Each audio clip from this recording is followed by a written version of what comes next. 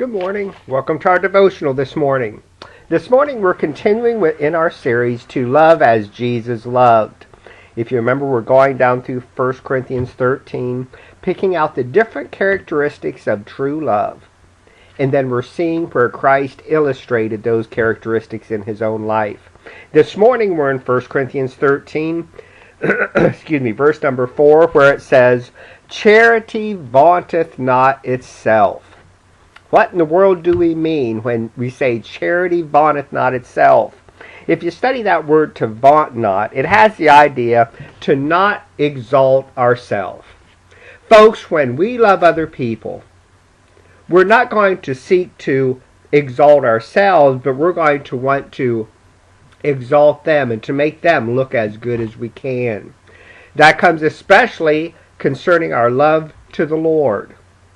Folks, if we love the Lord like we should never want ourselves to be exalted. We should never want ourselves to be praised. We should never want ourselves to have, attention attracted to ourselves. We should always want to point people to the Lord so that he might be praised and so people might put their attention on him. Where do we see that being illustrated in the life of Christ? In John chapter 7, verses 14 through 18, listen to what's said in John 7, 14 through 18. Now about the midst of the feast, Jesus went up into the temple and taught. And the Jews marveled, saying, How knoweth this man letters, never having learned? Jesus answered them and said, My doctrine is not mine, but his that sent me.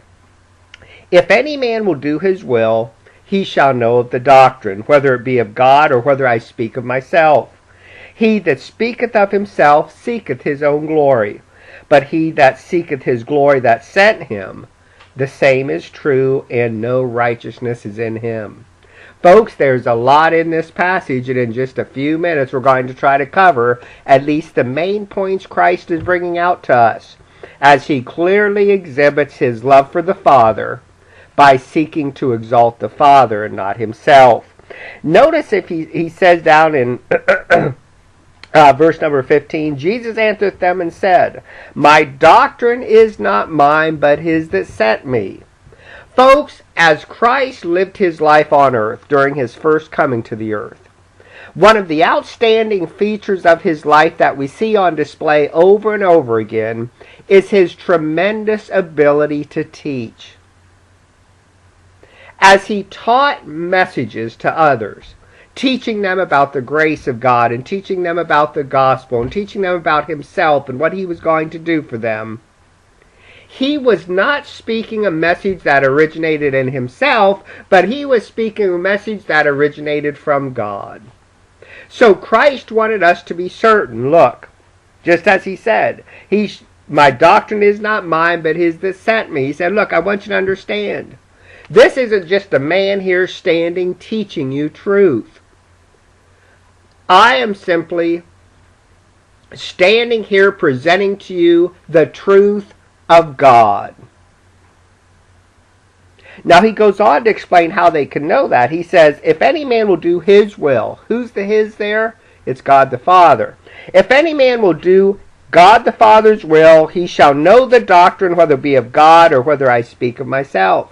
So what he's saying is this, look, if you are a follower of God, if you are a true servant of God, you're going to know that my teaching comes from God. You're going to recognize it's the words of the one that you are serving. I can think of another time when Jesus taught us, my sheep hear my voice, I know them and they follow me. Again, the same principle is true as what's being brought out here. He's saying, look, if a person is truly saved and serving the Lord, they're going to recognize the truth when they hear it. He goes on then and says, He that seeketh of himself seeketh his own glory. Listen to this. But he that seeketh his glory that sent him, the same is true, and no unrighteousness is in him. Jesus here tells us, look, if you find a teacher that is speaking of himself, that's because he wants to receive the glory. He's giving you his message, and he wants the praise for it. But if he's willing to humble himself and give you the message of God, you're going to find two things are true about him. The same is true, and there is no unrighteousness in him, as he's teaching God's word. So what he's saying is this: you're going to find that his message will be true, and his message will be without sin. Especially in the life of Christ, that's perfectly illustrated, because not only was Christ sinless as he presented God's message to the people, but Christ was sinless as well in everything he did in his life. He was the perfect illustration for us of sinlessness. So what do we see in today's devotional? We see the need for us, out of love for the Lord, to present his message to others and to seek to bring honor and glory to himself, not ourselves. Folks, thank you again for joining us in this devotional. May the Lord bless you as you continue on in your day.